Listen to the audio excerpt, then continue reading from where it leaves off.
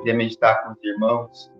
Nós estamos no propósito do jejum, estamos lendo o livro de Atos, e eu queria meditar um pouco sobre como ser e como não ser igreja. E a partir de 3 momentos do começo do livro de Atos, a gente pensar um pouco nisso, como ser e como não ser igreja. Normalmente, ou várias vezes pelo menos, a Bíblia nos indica 2 possibilidades de coisas a serem feitas, né? Em Deuteronômio 28, é uma passagem bem conhecida e fala de obedecermos ou não obedecermos à vontade de Deus, recebermos a bênção ou a maldição. Eu lembro de Elias, no monte também, com os profetas de Baal, falando para o povo, se Deus é o Senhor, né, servir a Deus, não se Baal, vocês preferem, escolham Baal. Jesus falava dos 2 caminhos. Sempre há, muitas vezes, em que a Bíblia aponta para 2 possibilidades, né? Até naquela parábola dos terrenos, da semente, que Jesus conta que havia 4 tipos de terreno. No fundo, são só 2 possibilidades também. Ou frutifica, ou não frutifica, né? E por vários motivos. Então, é muito comum na Bíblia, essas 2 possibilidades. E hoje eu queria apresentar também 2 possibilidades aqui, em alguns momentos no livro de Atos. Queria orar com os irmãos, capítulo 2. Capítulo 2 de Atos, quando ocorre o Pentecostes, a descida do Espírito Santo, e Pedro, cheio do Espírito Santo, ele faz um discurso, há muitas conversões, e é o início da igreja. No versículo 42 ao 47 do capítulo 2, diz assim: E perseveraram na doutrina dos apóstolos e na comunhão, no partir do pão e nas orações. Em cada alma havia temor, e muitos prodígios e sinais eram feitos por meio dos apóstolos. Todos os que criam estavam juntos e tinham tudo em comum. Vendiam as suas propriedades e bens, distribuindo o produto entre todos, à medida que alguém tinha necessidade. Diariamente, perseveravam unânimes no templo. Partiam pão de casa em casa, tomavam as suas refeições com alegria e singeleza de coração, louvando a Deus e contando com a simpatia de todo o povo. Enquanto isso, o Senhor lhes acrescentava, dia a dia os que iam sendo salvos.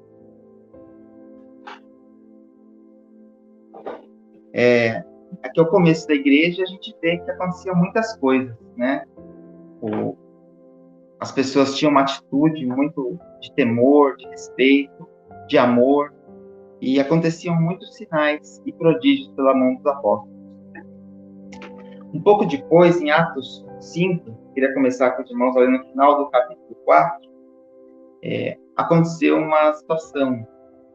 No capítulo 4, diz assim, a partir do versículo 31, Pedro e João tinham ido diante do Sinédrio, a igreja orou e eles foram cheios do Espírito Santo novamente. Tendo eles orado, temeu o lugar onde estavam reunidos. Todos ficaram cheios do Espírito Santo e com ousadia anunciavam a palavra de Deus. Na multidão dos que creram era um o coração e a alma. Ninguém considerava exclusivamente sua nenhuma das coisas que possuía. Tudo, porém, lhes era comum. Com grande poder, os apóstolos davam testemunho da ressurreição do Senhor Jesus. E em todos eles havia abundante graça. Não havia nenhum necessitado entre eles, porque os que possuíam terras ou casas, vendendo-as, traziam os valores correspondentes e os depositavam aos pés dos apóstolos. Então se distribuía a cada um conforme a sua necessidade. Então José, a quem os apóstolos chamavam de Barnabé, que quer dizer filho da consolação, um levita natural de Chipre, vendeu um campo que possuía, trouxe o dinheiro e o depositou aos pés dos apóstolos. A igreja continua no mesmo caminho, buscando a Deus, cheia do Espírito Santo. Todos foram cheios aqui, como nós lemos no versículo 31. Não há necessitados entre eles, porque há uma colaboração daqueles que tinham bens para os que não tinham. Era um momento de festa, que eles estavam reunidos em Jerusalém, não havia previsão de ficar tanto tempo, e talvez por isso necessitasse desses gastos, né, para tanta gente que estava se convertendo. Naquele primeiro sermão que Pedro pregou, se converteram 3.000 pessoas. E depois que José, ou Barnabé, fez essa oferta, aconteceu um episódio muito diferente para o começo da igreja.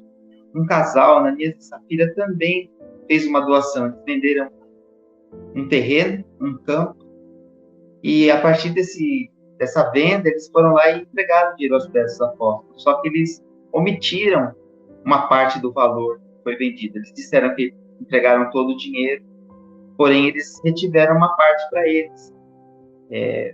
Pedro fala com eles, o Espírito Santo mostra que há algo errado ali. Eles confirmam a mentira e caem mortos, um por vez. Primeiro Ananias e um tempo depois Safira. Assim que Pedro falou com eles, porque vocês mentiram, eles caíram mortos, um por sua vez. E a partir do versículo 12 diz assim: muitos sinais e prodígios eram feitos entre o povo pelas mãos dos apóstolos, e todos costumavam se reunir de comum acordo no pórtico de Salomão. Mas, dos restantes, ninguém ousava juntar-se a eles. Porém, o povo tinha grande admiração por eles, e aumentava sempre mais o número de crentes do Senhor, uma multidão de homens e mulheres. É quase idêntico ao final do capítulo 2 que nós lemos. Tem muitas semelhanças, Está tendo poder pela mão dos apóstolos, tendo muitos convertidos, está tendo sinais e prodígios. No caso aqui foi um sinal diferente, essas duas mortes seguidas. Está tendo cuidado com as pessoas, está tendo unidade, como disse aqui no versículo 32, acho bonita essa frase: da multidão dos que creram, era um o coração e a alma. Então é muito parecido, porém, as pessoas que não são cristãs, lá no capítulo 2, elas estavam muito próximas, eles contavam com a simpatia de todo o povo. Simplesmente as pessoas gostavam deles, porque eram pessoas que estavam sendo transformadas, que estavam mudando, que estavam amando o seu próximo. Já que depois que há a morte de Ananias e Safira, tem uma grande diferença. Quem se convertia ficava perto, ou dentro da igreja, se aproximava dos apóstolos, dos discípulos. Porém, quem não se convertia tinha grande admiração, mas ficava longe, ninguém ousava juntar-se. Tem uma grande diferença, porque os sinais e prodígios ocorriam. Naquele primeiro momento foram bênçãos, misericórdia, graça de Deus. Aqui também ocorreu isso, mas ocorreu uma situação em que o sinal, o prodígio que Deus fez, foi tirar a vida de duas pessoas que não tiveram temor diante dele, que mentiram o Espírito Santo. E aqui foi um sinal de juízo, e não um sinal de bênção. Quem recebeu um juízo? Por que Ananias e Safira receberam um juízo de uma forma tão intensa, tão grave, Eu creio que eles receberam esse juízo porque eles não entenderam o que era a igreja. Eu creio que eles imaginaram que a igreja era mais uma organização humana, que eles podiam trabalhar na igreja, que eles podiam ser igreja, ou podiam estar naquele grupo, como eles eram normalmente. Eles não haviam sido transformados, eles não perceberam a diferença, alguma coisa ali não estava certa. Eles achavam que a igreja era um outro agrupamento. Isso é uma coisa que ocorre muito no livro de Atos. Entre essas duas passagens aqui, Pedro e João foram diante do Sinédrio, depois que Ananias e Safira também morrem, há muitas curas, há muitos milagres, de novo eles são levados ao Sinédrio, e os líderes ali, eles estavam considerando, talvez, que aquilo fosse algo meramente humano.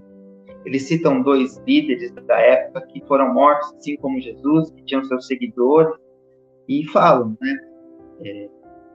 vamos matar eles também, prender, ficar com eles. Eles estão discutindo o que fazer. E Gamaliel, ele se levanta e fala: olha, teve esses dois líderes aí que se levantaram, um era Judas, o outro era Teudas, se eu não me engano, e essas pessoas, quando morreram, os seguidores se dissiparam. Agora eles estavam comparando isso com a morte de Jesus e seus seguidores. Eles estavam imaginando que aquilo talvez fosse meramente humano. Eles não sabiam o poder de Deus, a diferença que existia ali. E Gamaliel falou para eles: olha, se for humano, vai passar. Se não for, não se encontrem lutando com Deus, porventura, caso seja Deus. Saulo, a mesma coisa. Saulo perseguiu como se fosse mais uma seita, como se fossem pessoas que estavam blasfemando de Deus. Ele perseguia a igreja. Acontece depois com Simão, o mago. ele vê os discípulos impondo as mãos e as pessoas recebendo o Espírito Santo. O Espírito Santo, ele quer comprar esse poder. Ele quer dar dinheiro em troca desse poder, como se fosse algo que é passível de compra e venda, algo que fosse transmissível por interesse. E não era o caso. Era o poder de Deus, da forma que Deus queria. Só que Ananias e Safira, como esses outros exemplos, eles acharam talvez que eles podiam dar o dinheiro, ou dizendo que não era, né, totalmente a verdade, pegando uma parte, dizendo que era tudo. Talvez eles quisessem aparecer. A gente vê que Barnabé ele foi citado nominalmente. Antes falava que muitos estavam fazendo isso. Eu não sei se Barnabé vendeu um campo de maior valor, alguma coisa assim, e de tanto amar e querer contribuir com os irmãos, ele acabou aparecendo. E eles, por tanto querer aparecer, acabaram contribuindo. Então, é uma diferença muito grande aí. Né? Qual o objetivo? O objetivo de Barnabé era abençoar. O objetivo deles talvez fosse meramente aparecer. E eles entenderam que a igreja talvez fosse essa organização humana, como talvez hoje pudessem pensar que fosse um clube, um sindicato, um partido político, qualquer tipo de agremiação, em que as pessoas se juntam com interesses comuns. Porém, a natureza da igreja, ela não é humana. A natureza da igreja ela é totalmente espiritual. Nós temos organizações, nós temos os ministérios, nós temos a parte jurídica a ser feita, o registro nos órgãos devidos, tem toda uma burocracia. Mas a igreja, a essência da igreja, ela é espiritual. Por que ela é espiritual? Porque quem direciona a igreja é o Espírito Santo. Quem coordena, quem orienta, como foi falado na quarta-feira passada, o Espírito Santo é alguém, ele é o líder da igreja.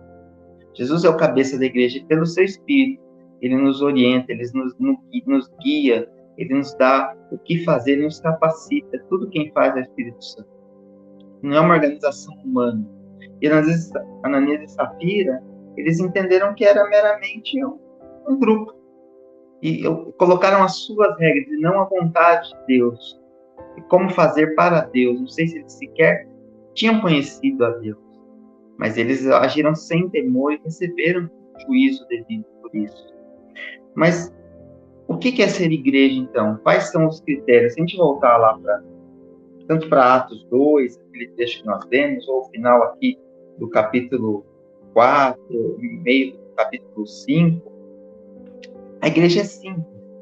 Ela pode não ser fácil. Os princípios dela são muito simples, nem sempre fáceis de se cumprir, mas nós vemos a igreja com amor, com cuidado, com temor, com a direção de Deus, com os métodos de Deus, unanimidade no Senhor. Nelson Rodrigues disse que toda unanimidade é burra. Humanamente, talvez, mas a unanimidade do Senhor ela é linda, porque é uma sujeição àquilo que é certo, àquilo que é bom, é a comunhão dos irmãos, né? Fala aqui que eles perseveravam em oração, perseveravam na doutrina dos apóstolos, quer dizer, o que é o certo a se fazer, o que as Escrituras dizem, vamos continuar buscando a Deus. Essas são características da igreja, porque ela não é humana, ela é espiritual, ela tem origem em Deus, ela tem origem na morte de Jesus, e ele cria a igreja, a sua igreja, o seu corpo. A igreja ela é mais um organismo do que uma organização. A gente se organiza, mas a igreja cresce como um organismo. E nesse período que nós estamos buscando mais do Senhor, nós precisamos nos adequar a ser igreja, cada vez mais. O que é se adequar a ser igreja? Nós precisamos ter arrependimento, nós precisamos ter mudança, e nós precisamos nos encher. Mas nos encher do quê? Ananias, eu não li aqui em Atos 5, versículo 3, mas diz assim: então Pedro disse, quando Ananias foi falar com Pedro, Ananias, por que você permitiu que Satanás enchesse o seu coração, para que você mentisse ao Espírito Santo, retendo parte do valor do campo?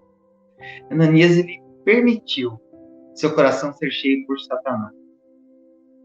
Foi uma opção dele, foi uma escolha. O texto é muito claro. Ele permitiu. quando ele resolveu mentir ao Espírito Santo. Ele aceitou esse tipo de situação. E muitas vezes nós nos permitimos não nos encher de Satanás, talvez, mas nos encher de nós mesmos.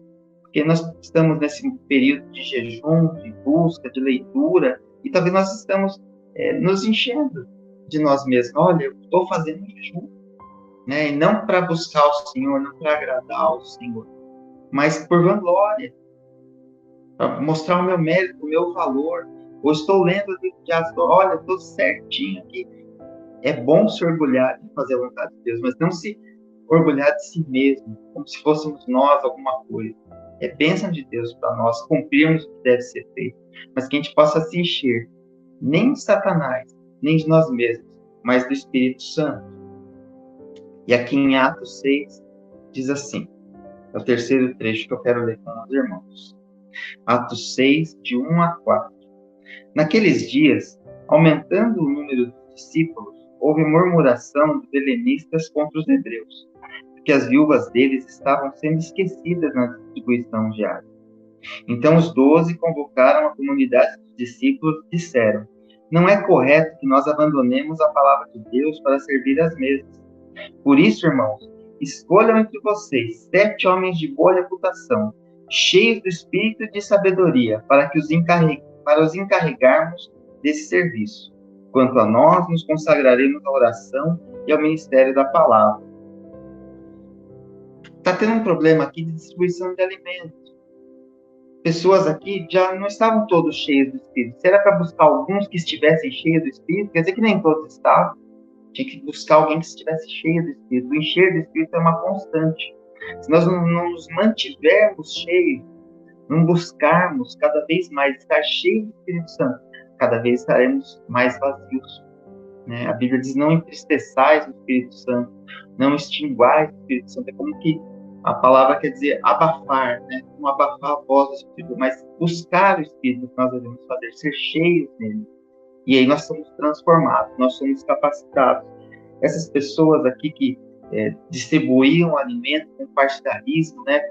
Escolhendo, privilegiando um grupo em detrimento do outro, toda vez que isso acontece, é uma obra da carne. Paulo escreveria isso mais tarde na carta aos Gálatas. As obras da carne, elas incluem divisões e facções, né? Grupos. Eu sou desse grupo e não sou daquele, né? Eu prefiro esse grupo. Tudo isso não, é contrário ao Espírito. Eles não estavam enxergando a igreja como uma só. Não estavam enxergando a igreja como sem divisões, que é o que Paulo escreveu em Gálatas também. Gálatas 3, diz assim, do 26 ao 28. Pois todos vocês são filhos de Deus mediante a fé em Cristo Jesus, porque todos vocês foram batizados em Cristo. Porque todos vocês que foram batizados em Cristo, de Cristo se revestiram. Assim sendo, não pode haver judeu nem grego, nem escravo nem liberto, nem homem nem mulher, porque todos vocês são um em Cristo Jesus. Eles estavam contrariando o conceito de igreja, ainda que não estivesse escrito, já existia essa comunhão. O povo da igreja é vindo de todos os povos, e não há mais diferença. Eu olho para o meu irmão e eu vejo Cristo, eu não vejo se ele é judeu ou é grego. E eles não estavam agindo assim, eles estavam fazendo as coisas por partidarismo, com divisão, dividindo o corpo de Cristo.